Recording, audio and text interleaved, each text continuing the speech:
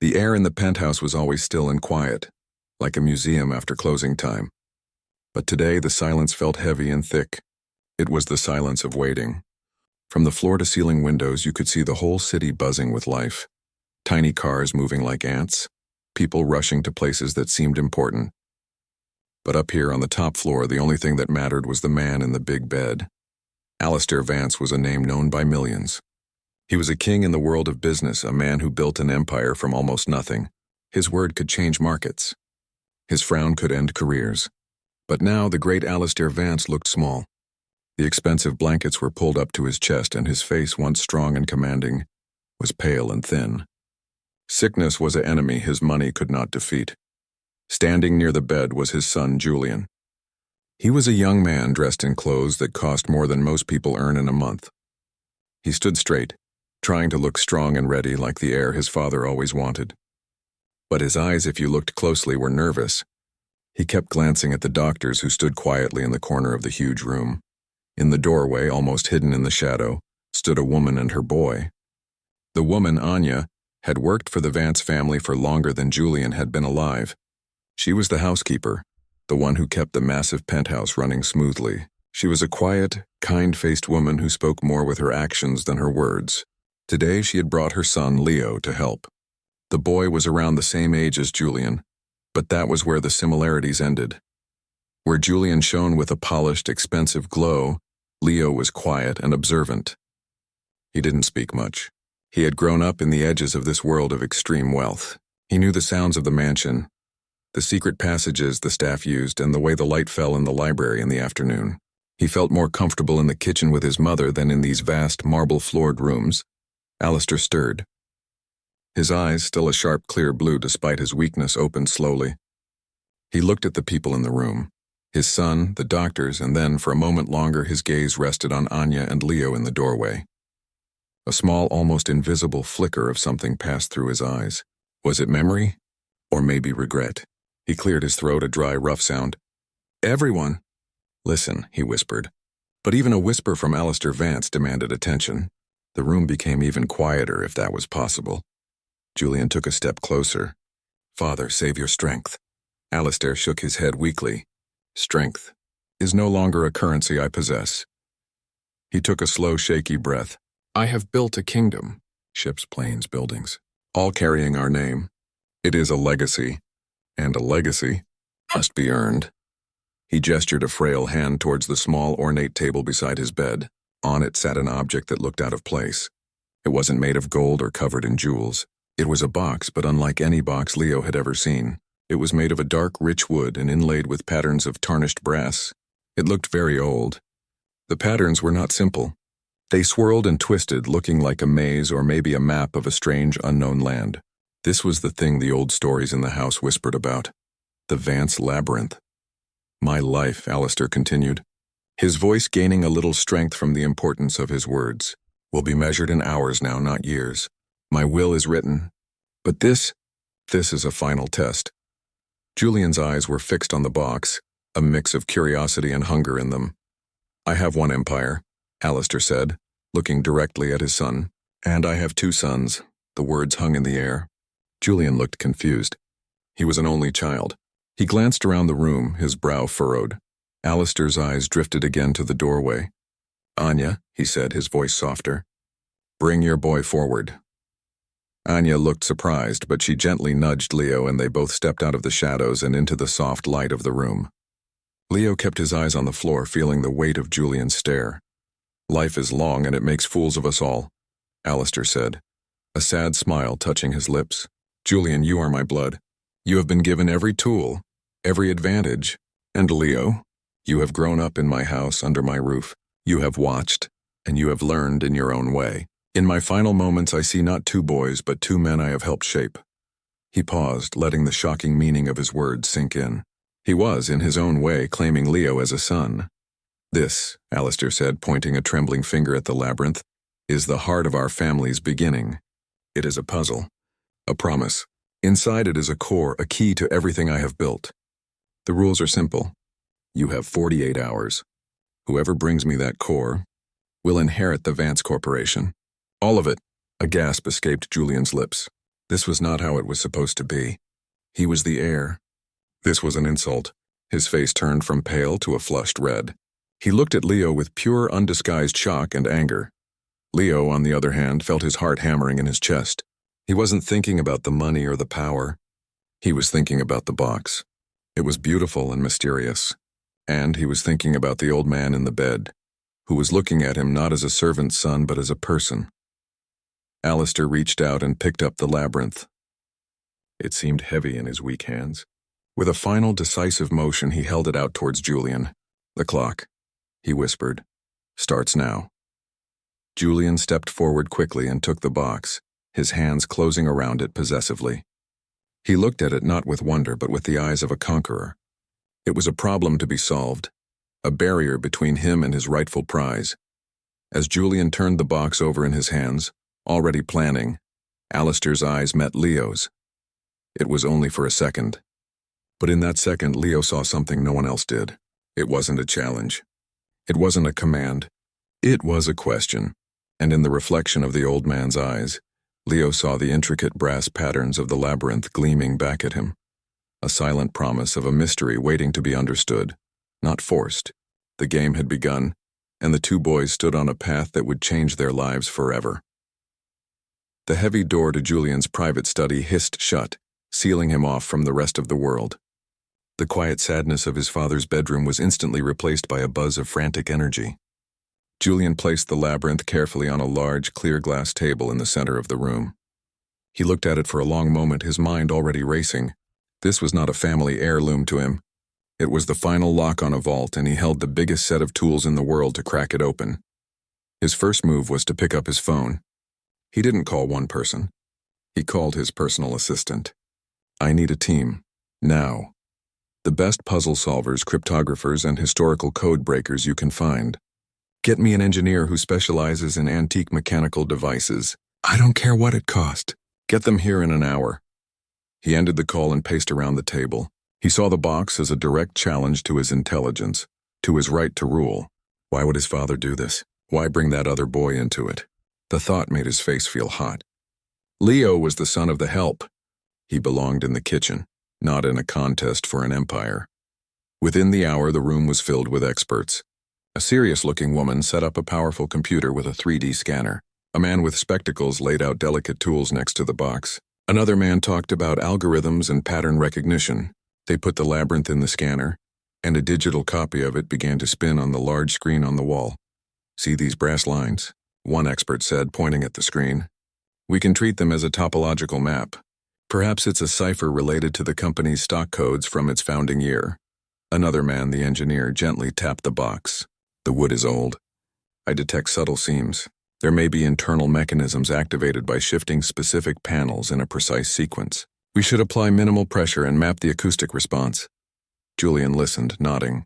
This was the language he understood. Analysis, strategy, force, applied with precision. He believed that every problem had a solution you could buy or think your way into. He ordered coffee and food for his team. This was a siege, and he would not sleep until the fortress had fallen. Downstairs, in the quiet hum of the mansion's large kitchen, the world was very different. Leo sat at the wooden table where the staff ate their meals. His mother was quietly preparing a simple broth for the sick man upstairs, her movements calm and practiced. She looked at her son's face. He was staring into space, his hands resting on the table. He wasn't seeing the kitchen. He was seeing the box. "You are thinking about it," she said softly. Not as a question, but as a fact. Leo looked up. "It doesn't look like a lock," he murmured. "The wood. It's warm. It has a story." His mother smiled a little. "Some things are not meant to be broken. They are meant to be understood." This was the difference between the two boys. Julian saw a problem to be solved. Leo saw a story to be heard. Leo thought back to all the years he had spent in this house. While Julian was away at the best schools or traveling the world with his father, Leo was here. He had explored every corner, not as an owner, but as a curious child. He remembered one place better than any other, the library. It was a huge room with shelves that reached the ceiling, filled with thousands of books. Mr. Vance, in his rare quiet moments, would often be there. He wasn't always reading big business books. Sometimes he would be in a worn, comfortable chair, looking at a book with old, colorful pictures. Leo stood up. "I need to go to the library," he said to his mother. She simply nodded, her eyes full of a quiet belief he didn't feel in himself. The library was dark and smelled of old paper and polished wood. It was a comforting smell. Leo didn't turn on the bright main lights. He walked to the section he remembered. It was a shelf with books about local history, folklore, and the geography of the region where Mr. Vance had been born. A place far from this shining city, a small town near forests and rivers. He pulled out a large old book with a faded green cover. The title was almost rubbed off. He sat on the floor, his back against the shelves, and opened it. The pages were filled with tales of the old days, of the first settlers, of the trees and the animals that used to live there. He wasn't sure what he was looking for. He was just following a feeling. He looked at the pictures of the old forests, the types of trees that were common there. One tree was called the heartwood oak, known for its incredibly strong and beautiful wood. The book said the old craftsman loved it. A thought sparked in his mind. He closed his eyes, picturing the labyrinth. The dark wood? Could it be heartwood? He remembered the feel of it. It felt alive, not dead. He then turned the pages and saw old maps of the region. They showed a main river that snaked through the land, with smaller streams feeding into it. He saw drawings of the old railway lines that used to carry timber. The patterns. The twisting, turning lines of brass on the box. They weren't random. They looked like the river and the railway lines on these old maps. His heart beat a little faster. This wasn't a code for a computer. It was a memory. It was a map of a place that was important to a young boy who grew up to be a tycoon. The key to the puzzle wasn't in a machine or a database. It was in the heart of the man who made it. Meanwhile, upstairs, the war room was filled with the sound of frustration. The acoustic mapping is inconclusive. The pattern does not match any known cipher from that era. Applying slight pressure to panel 7 has yielded no movement. Julian ran his hands through his hair. There must be a trick. A hidden switch. Use a finer scanner. Look for variations in the wood density. There has to be a weakness. He was treating the box like an enemy, and because of that, the box gave him nothing. Leo, sitting on the floor of the library, was treating the box like a friend telling an old story. And the story was beginning to whisper its first few words to him. He didn't have a team or a scanner. All he had was a memory, a feeling, and a humble willingness to listen. And in this strange contest, that was starting to look like a much greater strength. The night grew old and a new day began to lighten the sky. In the penthouse high above the city, two very different battles were being fought. In Julian's study, the air was thick with tiredness and tension. Empty coffee cups and food wrappers were scattered everywhere. The large screen on the wall still showed the spinning, glowing image of the labyrinth. But the experts who had been so confident were now quiet and frustrated. One of them, a man with tired eyes, was speaking to Julian in a low voice. "Sir, we have tried every non-invasive method. We have scanned for radio frequencies, thermal variances, and magnetic fields. There is nothing. The wood and brass are solid. The internal structure, from what we can tell, is a series of interlocking chambers, but we cannot find the trigger to open them." Julian's face was hard. He had not slept. His expensive shirt was wrinkled, and his eyes had a desperate, angry look. "Non-invasive isn't working," he said, his voice rough. "So we become invasive. We use precision tools. We drill a microscopic hole. We insert a fiber optic camera. We need to see inside." The engineer looked uncomfortable. "Mr. Vance, with all respect, the object is antique.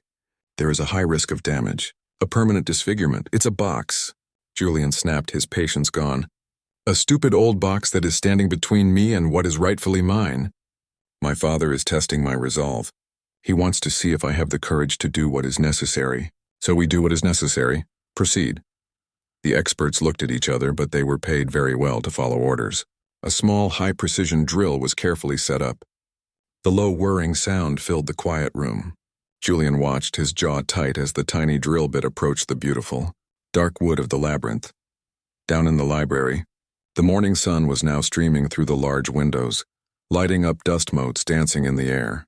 Leo had fallen asleep on the floor, the old green book still open beside him. He woke up with a stiff neck, but his mind was clear, filled with the images from the book. He thought about the heartwood oak, The book said it was a tree known for its strength, but also for its deep connection to the sun. It was said that the wood itself seemed to store the warmth of sunlight. The old craftsmen would sometimes shape it using the heat of their hands, not just their tools. An idea, wild and fragile, began to form in his mind. What if the puzzle wasn't about force or clever codes? What if it was about feeling? About warmth? He stood up, his body aching. He needed to see the box again. He couldn't ask Julian, of course.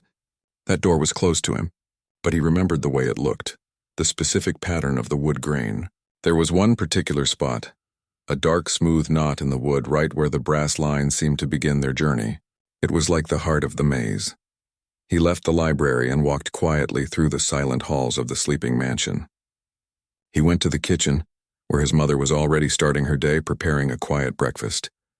"Did you find something, my boy?" she asked, seeing the new light in his eyes. "I don't know," Leo said honestly. "Maybe just a foolish thought. But I need to feel it. I need to know if it's warm." He filled a small ceramic cup with hot water from the kettle. He wasn't going to the war room. He had a different destination. He walked towards the grand living room, a place rarely used. There, on a marble stand, was a beautiful polished stone globe. It was always cool to the touch. It was the opposite of what he was thinking about. He needed a control, a way to test his idea. He placed his hands on the cool stone globe. It felt smooth and cold. He then wrapped his hands tightly around the warm cup of water, feeling the heat seep into his palms. He was reminding his hands what to feel for. He was preparing them to listen. Just then, the door to Julian's study burst open. Julian marched out, his face like a storm. He was heading towards his father's room, followed by his anxious-looking team. In his hand, he held the labyrinth. Leo could see, even from a distance, a tiny, ugly white mark on the dark wood near the edge. A scuff. A wound. Julian didn't even look at Leo. He was too focused on his own anger and failure. He strode into his father's bedroom. "Father," Julian said, his voice loud in the quiet room, "this thing is a trick. It's a solid block of wood. There is no core. There is no key. We have scanned it with the best technology money can buy. We even attempted a microscopic investigation. There is nothing there. You are testing me with an impossible task." The old man in the bed turned his head slowly. His eyes, cloudy with medicine and pain, looked at his son. Then they moved to the box in Julian's hand. He saw the fresh small scratch on its surface. A deep sadness filled his face. He did not speak a word to Julian. He just slowly closed his eyes as if he could not bear to look at him anymore. It was a silence more powerful than any shout. Julian stood there, his argument useless in the face of that quiet disappointment. He turned and walked out of the room, his shoulders slumped in defeat. He walked past Leo, and this time he saw him. He stopped, and for a second all his anger and shame seemed to focus on the other boy. "Here," Julian said, his voice bitter. He shoved the labyrinth into Leo's hands. "You want a chance? Take it. It's a worthless piece of junk. A wild goose chase. My father has lost his mind. See what your simple little brain can do with it." He then turned and walked away, back into his study, slamming the door shut behind him. Leo stood alone in the hallway, the heavy old box now in his hands. It felt different than he remembered. It felt solid but not dead. It felt waiting. He looked down at the tiny scratch Julian's tools had made. It felt like a violation. He didn't go back to the kitchen. He walked into the quiet living room, the morning sun now warm and bright through the windows. He sat on a soft rug right in a patch of sunlight. He placed the labyrinth on his lap. He didn't try to push or pull or twist. He just looked at it. He ran his fingers over the intricate brass lines, feeling the grooves and curves. He remembered the maps from the old book. He traced the path of the river with his fingertip. It felt familiar, like a story he almost knew. Then he found it. The knot, the dark, smooth heart of the wood right where the brass lines began. It was slightly warmer than the rest of the box, as if it had been waiting for the sun. Thinking of the heartwood oak, thinking of the warmth of the sun, he did what felt natural. He covered the knot with his whole hand. He didn't press hard. He just held it. He let the natural warmth from his palm seep into the wood. He closed his eyes, not praying, just feeling. He imagined a young boy long ago sitting under a great oak tree, dreaming of a future he could hardly imagine. He held his hand there for a full minute, his breath slow and calm, and then he felt it, not a click, not a snap. but a gentle, almost silent sigh. A small, perfectly hidden section of the wood, right next to the knot, no wider than his thumb, slid sideways and then disappeared inside the box. Leo's eyes flew open. His heart was pounding, but his hands were steady. He looked into the small, dark opening he had uncovered. He hadn't broken it. He hadn't forced it. He had simply understood it. He had listened, and the labyrinth had spoken its first word. Leo's breath caught in his throat. The quiet little sound of the wood sliding open was louder in his ears than any of the noises from Julian's machines. He sat perfectly still for a moment, his hand still resting on the warm wood, afraid that if he moved, the secret little door would snap shut again. He slowly, carefully, leaned forward and peered into the small, dark opening. He couldn't see anything inside. It was just darkness. His heart was beating so fast he could feel it in his fingertips. He had been right. The box wasn't a lock. It was a friend, and it had trusted him with its first secret. He looked around. The hallway was still empty. The sound of Julian's frustrated voice came from behind the closed study door. Leo knew he didn't have much time. He gently turned the labyrinth over. Nothing fell out. He used his pinky finger, carefully feeling inside the small compartment. His finger touched something smooth and flat, tucked away in a tiny slot. He pulled out two objects. The first was a small, old key. It was made of simple, dark iron, and it was no bigger than his thumb. It was cold and heavy for its size. It looked like a key for an old diary or a small chest. The second thing was a piece of paper, folded many times into a small, thick square. It was brittle and yellowed with age. With trembling hands, Leo carefully unfolded it. It wasn't a written message. It was a hand-drawn map, but it wasn't a map of a treasure island or a city. It was a map of a small town. The name of the town was written in faded ink at the top. Leo recognized it immediately. It was the same town from the old green book in the library, the place where the old man had grown up. The map was very simple. It showed a few streets, a river, and a few buildings. One building near the edge of the town was circled with a faint pencil line. Next to it, someone had written a single word: library. Leo stared at the map and the key. This was the next step. The labyrinth hadn't given him the final answer. It had given him a direction, a journey. He heard a door open down the hall. He quickly but gently folded the map back up, tucked it and the key into his pocket, and pressed the small wooden panel on the labyrinth. It slid back into place with the same soft sigh, looking once again like a solid, unopenable block of wood. He stood up, his legs feeling weak. His mother came out of the kitchen, wiping her hands on a cloth. She saw his face. "Leo, what is it?" He walked over to her, his voice a hushed whisper. "I found something. Inside the box." He showed her the iron key and the folded map. "It's a map to the library in his hometown." His mother's eyes widened. She understood the importance immediately. She looked towards the hallway leading to the old man's room, then back at her son. "You have to go," she said, her voice firm and sure. "This is not about money anymore. This is about a story.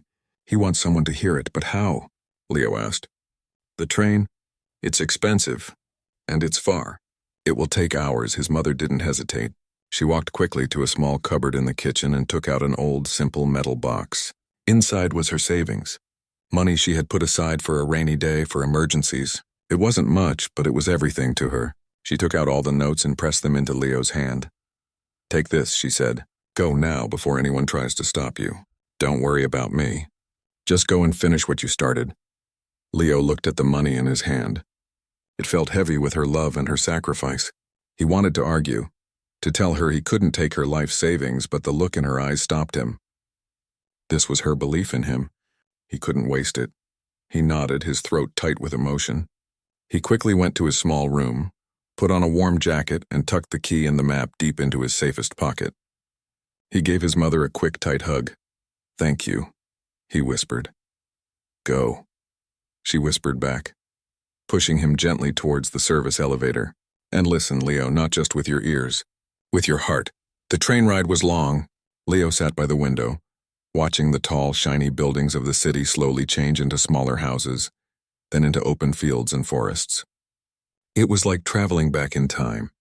He held the old map in his hand, tracing the lines with his finger. He felt a connection to the young boy who had drawn this, the boy who would one day become the powerful man in the penthouse. He finally arrived at the small, quiet town in the late afternoon. It was peaceful. The air smelled of earth and trees, not of car exhaust. People walked slowly. He asked an old man selling fruit for directions to the library. The man pointed down a narrow street. The old library? It's still there, but it's been closed for years, son. Nothing in there but dust and old memories. Leo's heart sank a little. Closed? But he followed the directions anyway, and there it was at the end of a quiet lane. It was a small stone building with a slanted roof. The windows were dusty, and the sign above the door was so faded he could barely read the word library. It looked sad and forgotten, just like the man had said. He tried the main door. It was locked with a big modern padlock. This couldn't be it. He felt a pang of disappointment. Had he come all this way for nothing? He walked around the side of the building, his hope fading. Then he saw it. A smaller, older door, almost hidden behind some overgrown bushes. It was made of thick, solid wood, and its handle was rusted, and in the center of the door was a keyhole. An old keyhole just the right size for the iron key in his pocket. His hand shook as he took out the key. It was cold. He pushed aside the bushes and slipped the key into the lock. For a terrible second, he thought it wouldn't fit, or that it was too rusted to turn. He took a deep breath and turned the key. There was a loud, grinding clunk from inside the mechanism. It was a sound that hadn't been heard in many, many years. He pushed, and the heavy old door creaked open, groaning on its rusty hinges. He stepped inside. The air was thick with dust. The late afternoon sun shone through the dirty windows in long, golden beams, lighting up millions of dancing dust particles. The room was filled with shelves of old, forgotten books. It was silent, like a tomb for stories. He remembered the map. The building was circled, but there had to be more. He took the map out again and looked at it under the beam of light. This time he noticed tiny, almost invisible marks on the map inside the library's outline. They looked like steps, a path, and a small X marked in one corner. He followed the path in his mind. He walked slowly between the tall shelves, his footsteps echoing in the silence. He counted the aisles as if they were steps on the map. He finally stopped in the farthest, darkest corner of the old library. The X on the map was right here. He looked down. The floor was made of wide wooden planks covered in a thick layer of dust. He got down on his knees. He brushed the dust away from one particular plank with his hand. The wood was old and worn, and there, carved into the plank by a young hand long ago, was a small, simple X. His heart leaped into his throat. This was it, the final step. He looked around and found an old metal letter opener on a nearby desk. He carefully worked its tip into the crack along the side of the marked plank. He wiggled it gently. The plank was loose. With a little more effort, he pried it upwards. Underneath the floorboard, in a dark, hidden space, was a small metal box. It was rusty and plain. He lifted it out. It wasn't locked. He took a deep, shaky breath and opened the lid. Inside, there was no gold. There were no jewels or stacks of money. There was only a small leather pouch, and beneath it, a simple, cloth-bound notebook. He untied the leather pouch and poured its contents into his palm. It was a single old $50 note. It was worn and soft. Puzzled, he opened the notebook. The first page was filled with handwriting he recognized from the old man's business documents. But this was younger, less sure. It was a diary. He began to read the first entry, written by a boy not much older than he was. My true wealth was not made in the city but forged here, in the silence of these books. The money I made from my first job, $50, is in this pouch. I will keep it forever to remember where I started. The empire I will build is just the shadow everyone will see. This feeling, this hope, this is the substance. This is my real inheritance. Leo sat on the dusty floor, the old $50 note in one hand and the journal in the other. He finally understood. The core of the labyrinth wasn't a key to a fortune. It was the memory of the boy who had dreamed of one. The old man hadn't wanted someone to win his empire. He had wanted someone to find his heart. The train ride back to the city felt like a dream. Leo sat by the window, the old journal held tightly in his hands. He didn't read anymore. He didn't need to. The words from that first entry were etched into his mind. He looked at the passing trees and the darkening sky. but he was seeing a young boy sitting on a dusty library floor, full of dreams. The $50 note and the key were safe in his pocket, but they felt light compared to the weight of the story he now carried. He wasn't thinking about winning. He was thinking about the old man in the bed, who had once been that young boy. He was thinking about the sadness in the man's eyes when he saw the scratch on the labyrinth. It wasn't anger at the damage. It was heartbreak that his son had tried to force a memory instead of listening to it. When he finally arrived back at the grand penthouse, the night was deep and dark. The city lights glittered below, but inside the house was quiet with a terrible stillness. The kind of stillness that comes before an end. His mother was waiting for him by the service entrance, her face pale with worry and lack of sleep. "He is worse," she whispered, her voice trembling. "The doctors do not think he will last until morning. Julian is in there. He has given up." Leo nodded, his heart heavy. He walked past her through the quiet halls towards the old man's bedroom. The door was slightly open. He could see Julian sitting in a chair in the corner, his head in his hands. The labyrinth sat on the bedside table, a silent judge. Leo pushed the door open and walked in. The only sound was the soft, ragged breathing of the old man. Julian looked up.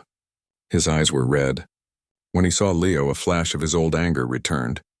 "You?" he said, his voice hoarse. "You came back? What for, to gloat? I told you it's a trick. There's nothing in that box." Leo didn't look at Julian. His eyes were fixed on the man in the bed. Alistair Vance looked smaller than ever, as if the life was slowly leaving him piece by piece. His eyes were closed. Leo walked to the side of the bed and knelt down on the floor so his face was level with the old man's. He didn't shake him. He didn't speak loudly. "Sir," he said, his voice soft but clear in the quiet room. "I went to the library." The old man's eyelids fluttered. A slow, shallow breath escaped his lips. From the corner, Julian let out a short, bitter laugh. "A library? What nonsense are you talking about?" Leo ignored him. He placed the old cloth-bound journal gently on the bed, next to the old man's frail hand. Then he placed the worn $50 note on top of it. He didn't say, "I solved your puzzle." He didn't say, "I win." Instead, he leaned closer and whispered the words he had read. The words written by a dreaming boy a lifetime ago. "My true wealth was not made in the city but forged there in the silence of those books." A miracle happened. The old man's breathing hitched. His hand, thin and lined with blue veins, trembled and then slowly moved. His fingers, weak as a bird's bones, brushed against the soft leather of the journal. A single tear escaped from the corner of his closed eye and traced a path down his temple into his white hair. He knew. Without opening his eyes, he knew. Someone had found it. Someone had understood. He opened his eyes. They were cloudy with medicine, but in their depths a light was shining. He looked at Leo, and for the first time it was not a look of curiosity or a silent question. It was a look of pure, profound gratitude. He had been heard. His story had been found. His gaze then shifted to his son in the corner. It was a look of infinite sadness and then finality. He looked back at Leo and gave the smallest, almost invisible nod. Then his eyes closed again. His body seemed to relax, the lines of pain on his face softening. The struggle was over. For a long moment, there was only silence.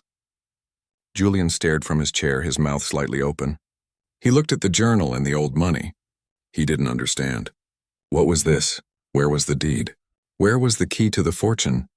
A lawyer, who had been waiting in an adjoining room, entered quietly. He had heard everything. He walked to the bedside, checked for a pulse, and bowed his head. Then he picked up a single envelope from the nightstand. He turned to the two young men in the room. "Alistair Vance's final will is clear," the lawyer said, his voice formal, "but he also wrote this letter to be read by the one who solved the labyrinth after his passing."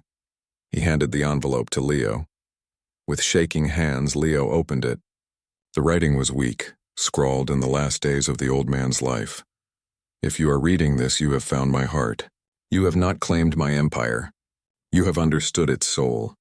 The Vance Corporation, all its ships and its towers, is just a shadow. It is powerful, but it is cold. It needs a heart to guide it. It needs to remember the boy in the library and the value of $50. Do not run my company. Let the lawyers and the board sell it. Let the money go to hospitals and schools in my name. That is the shadow's purpose. Your inheritance is the substance. Use the wealth from the sale to reopen the old library. Fill it with books and light. Let it be a place for other dreamers.